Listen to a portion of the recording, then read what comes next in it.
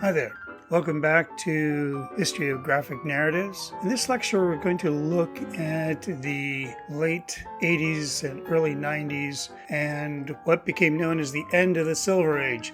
Now, again, the Silver Age is a term which was used by collectors to appraise the value of comics that were made after 1960 or so. And what we find at this time is, again, another major shift in the organization of the comics industry.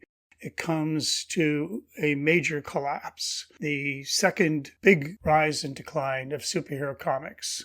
It's mostly superhero comics that we see this huge shift, but it's also a part of the rise of independent comic makers. The head shop had been a very important place for independent comic makers, the underground comics, to be sold. Head shops liked this, along with the other posters and other things that they were selling, that people who were enjoying recreational drugs would want to buy these kinds of things along with their paraphernalia. And so the head shop became a very important place for comic sales of these and other comics. So one of the ways in which they changed the market was they began to negotiate with the publishers and say, we want a better deal.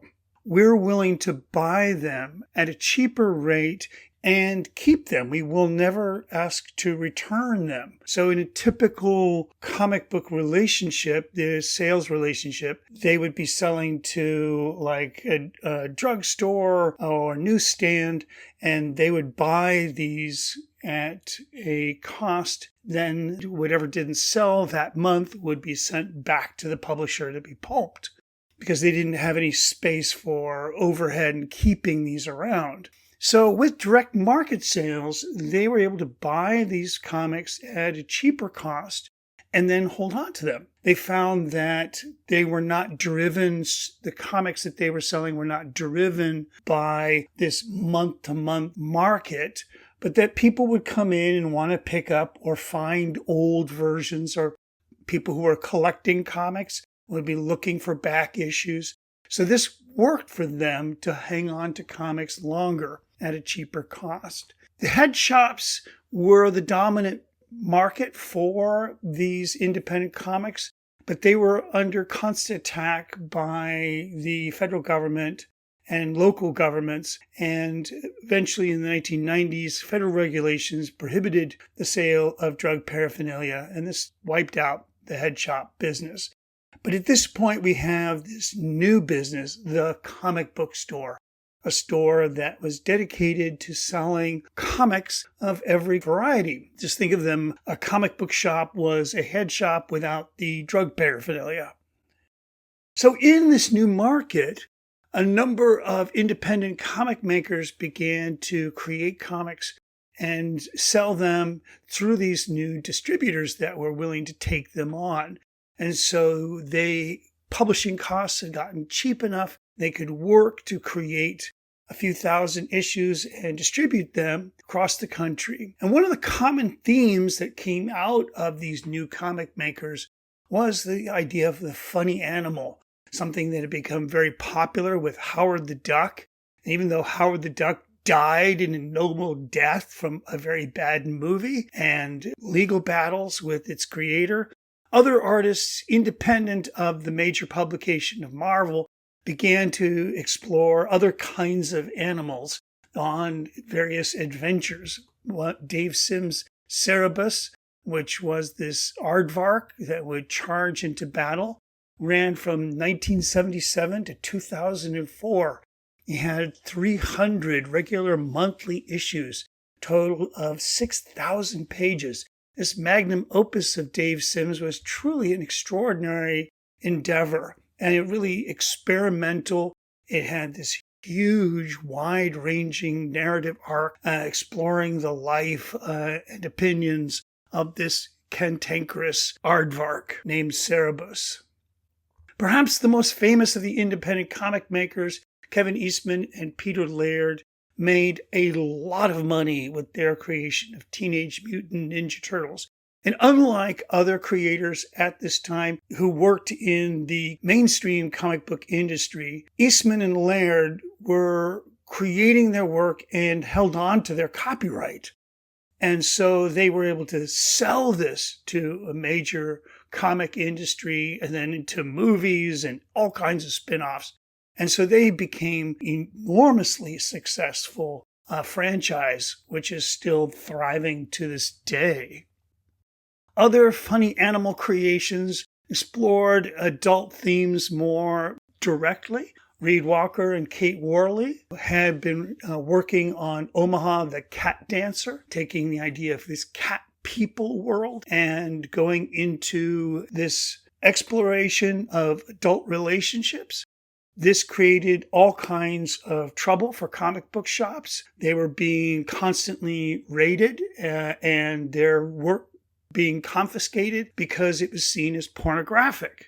It was not usually the artists that were being persecuted. It was these independent comic shops who had very little ability to defend themselves against these incursions into their shop.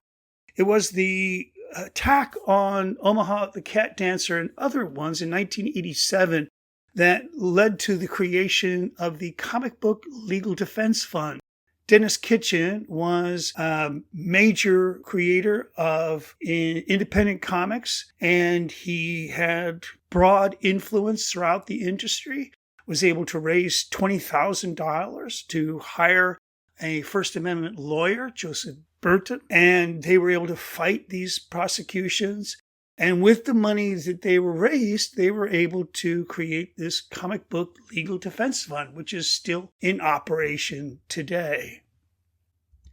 Another funny animal that becomes quite popular from 1987, still in production, Usagi Yojimbo by Stan Sakai. This is a story of a rabbit samurai in an animal world. This, again, dealing with more mature themes and action and story development with really exciting cinematic framing.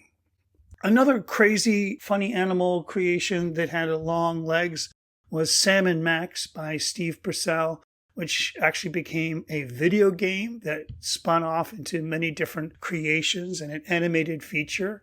Steve Purcell was one of those artists who was able to really capture the sort of crazy anarchy of these freelance detectives, Sam and the rabbit Max. Another really extraordinary long-lived creation by Jeff Smith, Bone, where he has these funny bone creatures find themselves in the human world. And it's a world full of mysticism, dragons, and monsters.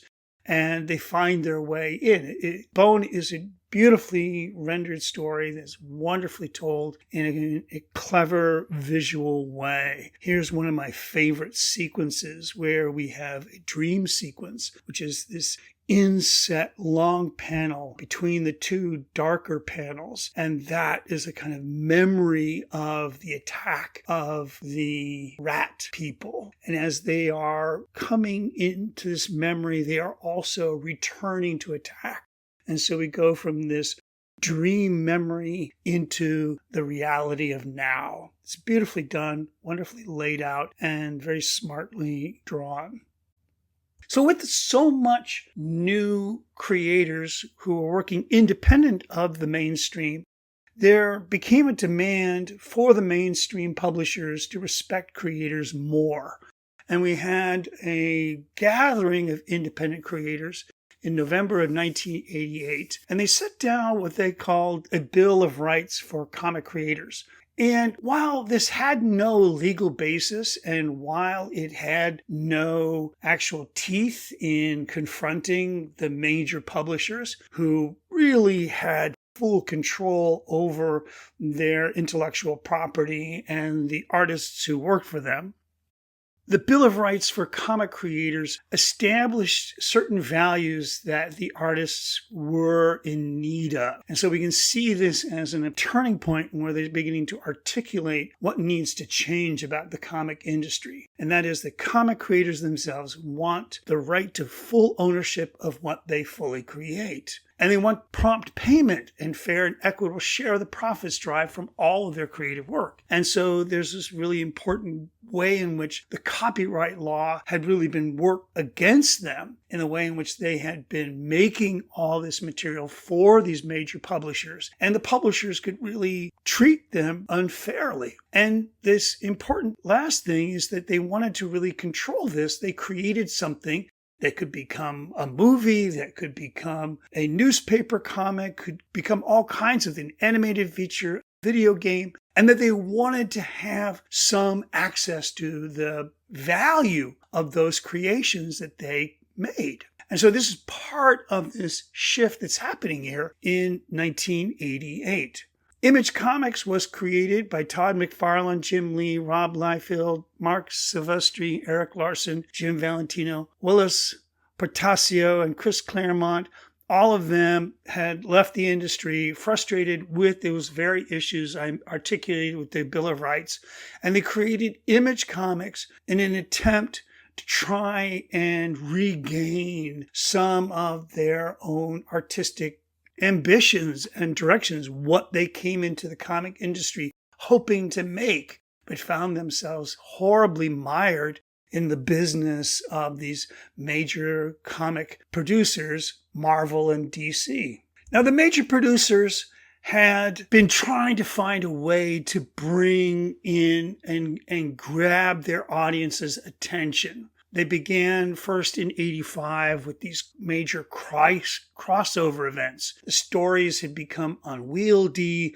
There was all these characters and contradictions and various things. No one had ever really tried to coordinate or organize what all the stories are telling. So at this point here, DC is seeing a chance to create a story out of this unified world. This is what they call the first attempt at world building, something that's really important in media now and today in the way in which copyright allows them to create these unified worlds and all its derivatives. So the crisis of multiple worlds just became this sort of focus of this new direction that the comic industry among the major producers was going to explore, the idea of world building. Now, a lot of the other comics at this time were really running out of steam. They had become self-referential. They involved a lot of self-parody. There's a lot of ironic commentary. This disenchantment that was happening in the comic industry was really due to a lack of new stories. They were creating variations on characters. We had Hulk, now we have She-Hulk. We doing these expansion roles without really growing their concepts or ideas in any meaningful way. And so because of this, a lot of the comics we see, such as in this one here, we see the character She-Hulk arguing with her editor about the story direction and the commentary that seems to be dominating the action. In this time, we started to see this need to create some kind of new buzz or charge with the characters of old. Stories have been played out many, many, many times. So in 1992, the plan was to have Lois and Clark marry. Now, this story was originally developed, but when they brought it to the heads of DC, they said, no, you can't do that because we're starting this TV series and we don't want to preempt any action that might happen in the TV series. And so they were told to go back to the drawing board. So at this point here, the intellectual property of Superman, the comic book, was superseded by Superman IP that may happen in a TV show. And so they came back and quite in frustration and desperation came up with this idea, we're going to kill the character. And at first they thought they would reject this idea outright. But then corporate headquarters said, yeah, go ahead, give it a try. And so this was a big media event. It got a lot of buzz. Now, there had been other major characters that had died and somehow come back to life. But this was a big deal. A lot of people who had not been really paying attention to comics suddenly got word that Superman was dying. The idea was this was going to be the very last Superman, number 75. And so with that, there was huge lines outside the comic shops. Everyone came out to buy this comic, thinking this was going to be the very last comic. And here we see the death of Superman, where he is in the embrace of Lois, and it's like the Pietà. We see the fallen Christ embraced by his beloved, and this moment of defeat. Of course, with this kind of imagery, we can only expect that he too would somehow miraculously come back to life. And in this case, Superman came back into lots of different iterations and different forms, until he eventually comes back as we see him sort of today, this new Superman with a mullet. The idea of Superman dying became a kind of new low for the comic industry. They had sort of pandered, they had abused their audience, they had sort of created a false narrative. And although they never really explicitly said this was going to be the real end of Superman, it led a lot of people in on something, thinking, oh, this is going to be some kind of collector's item in the future. It wasn't. It still isn't. And so this is part of the problem of the comic industry. The collectors were disenchanted. The material really wasn't worth what the comic industry was selling. And this comes back to a problem. Ronald Perlman, who took over Marvel in 1989, began to dramatically increase the price of the comic book, trying to exploit the dedication of the comic book collectors so that they could do is to try and get them to pay more upfront for their desire to create a complete set of one kind of character. So the price of comics went from 60 cents to $1.25. One of the ways in we can register that, we see the sort of percentage of what it costs in minimum wage to buy one comic book. We started out, in the golden age, it was a thing to buy something for 10 cents.